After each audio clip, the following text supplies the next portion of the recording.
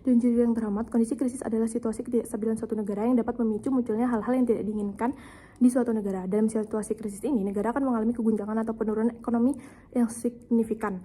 Negara dalam kondisi ini sudah jelas tidak mampu mensejahterakan rakyatnya. Dalam situasi krisis ini akan terjadi banyak ketimpangan ekonomi, lalu pengangguran, hutang, dan kemiskinan, dan lain sebagainya.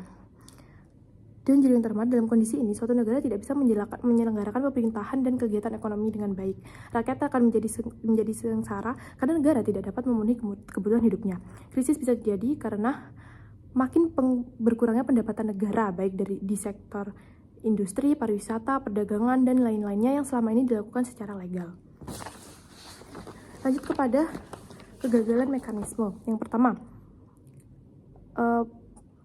penguatan pembelian produk dalam negeri. Memang benar bahwa peningkatan produksi dan konsumsi produk dalam negeri akan menaikkan ekonomi negara. Namun faktanya sekarang produk negara kita, negara Indonesia itu kalah dengan Cina, di mana Cina mampu menyajikan produk-produk yang murah dibandingkan negara-negara lain, bahkan Indonesia sendiri, sehingga pembelian masyarakat lebih tertuju kepada produk-produk dari negara Cina. Yang kedua adalah peningkatan sektor pariwisata. Memang benar juga bahwa sektor pariwisata ini dapat meningkatkan pendapatan negara melalui devisa. Namun, Dewan Juri Terhormat, saat ini Indonesia ini sedang mengalami fenomena di mana tiket atau akomodasi untuk berwisata ke dalam negeri ini jauh lebih mahal dibandingkan berwisata ke luar negeri. Pada akhirnya masyarakat lebih memilih untuk berlibur ke luar negeri karena masyarakat butuh mengeluarkan biaya yang jauh lebih murah. Masuk kepada konsep dan aktor di sisi kami. Yang pertama adalah pemerintah. Pemerintah merupakan penyelenggara kegiatan ekonomi di negara berkembang atau Indonesia yang bertugas menjaga kestabilan dan kesejahteraan rakyat.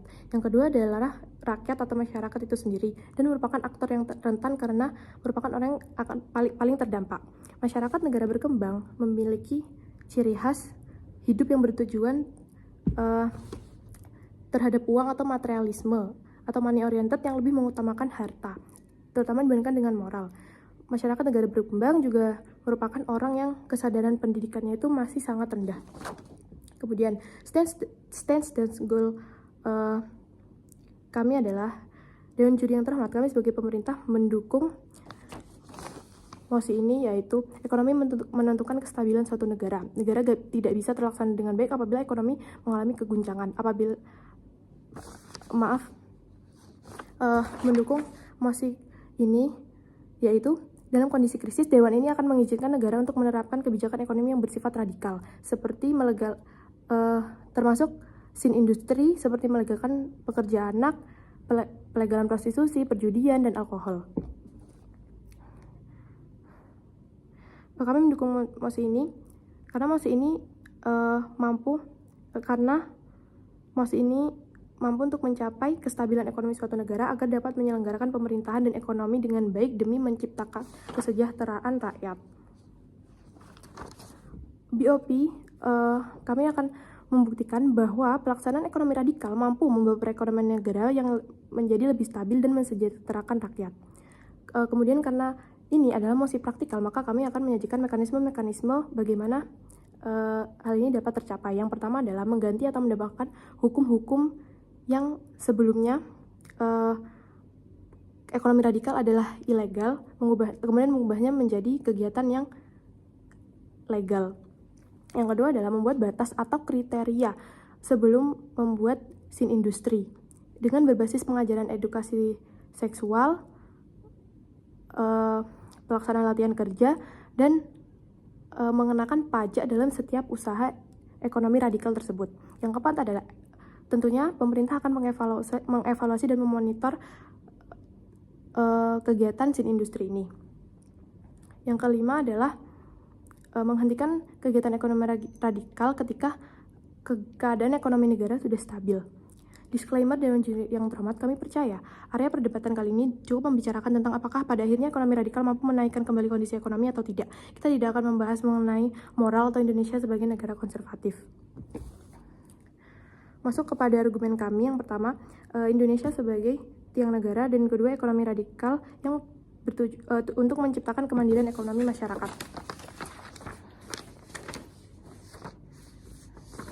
Yang pertama, ekonomi sebagai tiang negara. Ekonomi menentukan kestabilan suatu negara. Negara tidak bisa terlaksana dengan baik apabila ekonomi mengalami keguncangan. Apalagi jika mengalami krisis, negara sudah tidak punya apa-apa untuk membiayai rakyatnya ini, maka rakyat akan menjadi semakin sengsara dan lama-lama negara ini akan hancur. Yang kedua, ekonomi radikal untuk menciptakan kemandirian ekonomi rakyat. Seperti yang sudah ada pada mosi Dewan Juri terhormat, kegiatan ekonomi radikal ini mencakup pekerja anak, prostitusi, perjudian, alkohol yang ditujukan untuk memenuhi kebutuhan rakyat. Kegiatan ini menggunakan prinsip give and take atau memberi dan menerima, di mana pihak yang sudah memiliki modal akan menjadi penyedia bagi pihak penerima. Seperti yang terjadi saat ini di Indonesia contohnya, terkait fenomena LC atau di mana wanita ini banyak menjadi ani-ani untuk sekedar memenuhi tujuan hidupnya.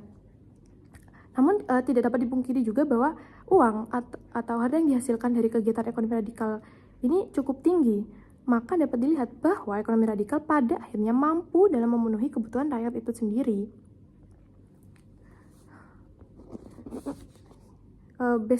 Kemudian skenario terbaik yang akan terjadi apabila mosi ini diterapkan adalah akan menciptakan kemandirian ekonomi rakyat. Rakyat akan bisa memenuhi kebutuhannya sendiri dari kegiatan ekonomi radikal tersebut. Kemudian, usaha-usaha ekonomi radikal ini dapat lebih bebas karena hukumnya sudah menjadi legal atau boleh dilakukan, dan pada akhirnya dapat menghasilkan lebih banyak pendapatan yang bisa disetorkan melalui pajak dari mekanisme yang sudah kami sebutkan. Nah, maka dari itu, pajak akan bertambah dari usaha-usaha ekonomi radikal, sehingga pajak memiliki pemasukan baru yang pada akhirnya dapat menaikkan perekonomian secara langsung secara drastis atau pelan-pelan secara signifikan. Kemudian skenario terburuk dari penerapan mosi ini adalah akan meningkatnya fenomena hubungan seksual, kemudian adanya anak di bawah umur yang bekerja membuat pekerjaan menjadi tidak efektif. Namun, ini dapat dicegah dari adanya mekanisme yang sudah ada dalam kriteria industri. Kesimpulan dari kami adalah kami menyetujui penerapan ekonomi radikal karena terbukti dapat meningkatkan pertumbuhan ekonomi dalam menciptakan kesejahteraan rakyat. Terima kasih.